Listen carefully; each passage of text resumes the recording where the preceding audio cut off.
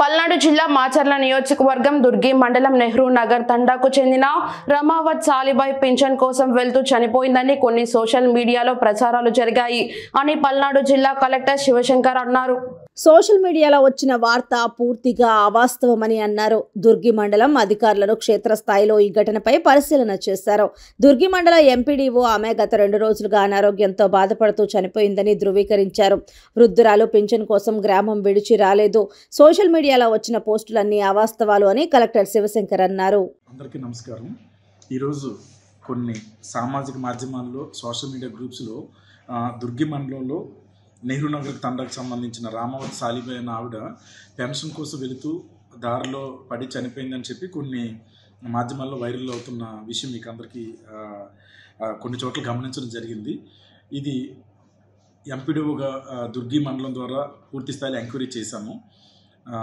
ఈ నెహ్రూ నగర్ తండాకు సంబంధించిన రామావత్ సాలిబాయ్ ఆవిడకి 2 రోజుల నుంచి గత 2 రోజులుగా కూడా తనకు ఆరోగ్యం సరిగ్గా లేకపోవటం వల్ల అక్కడే గ్రామంలోనే ఉంది.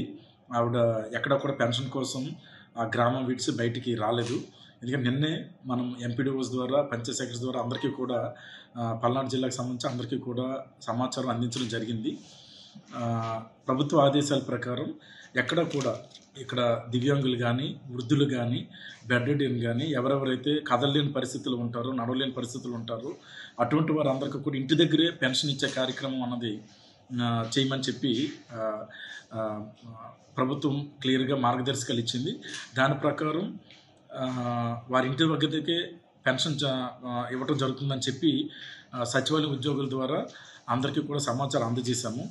ఏదైతే ఈరోజు సోషల్ మీడియాలో కానీ వివిధ వార్తా సంబంధించిన వాట్సాప్ గ్రూపులు కానీ వీటిలన్నింటిలో కూడా ఏదైతే న్యూస్ వస్తుందో అది పూర్తిగా అవాస్తవం. నెహ్రూ నగర్ తండాకు చెందిన రామావత్ సాలిబాయ్ అన్నావిడ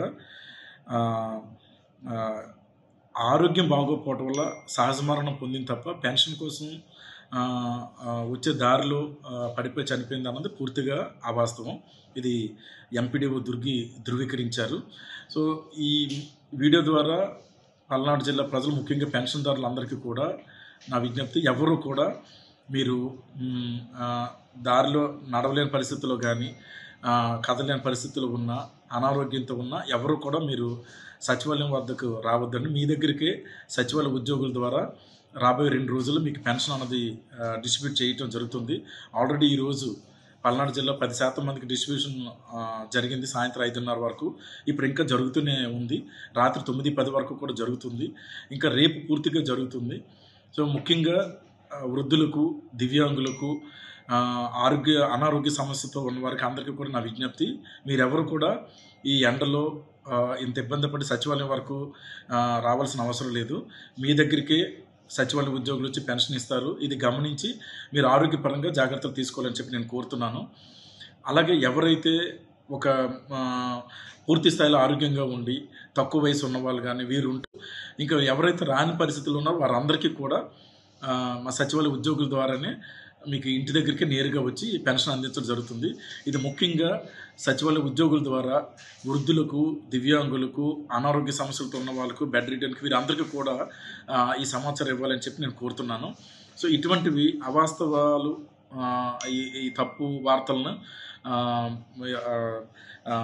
ఎవరు కూడా నమ్మొద్దు అని చెప్పి నేను తెలియజేస్తున్నాను. ఎందుకంటే ఇది ఒక అందరికీ కూడా కొంచెం ఆందోళన లేకపోతే ఒక అధైర్యం ఏర్పడే పరిస్థితి ఉంటుంది కాబట్టి సో ఎవరు కూడా ఆందోళన చెందొద్దు, ఎవరు అధైర్యపడద్దు.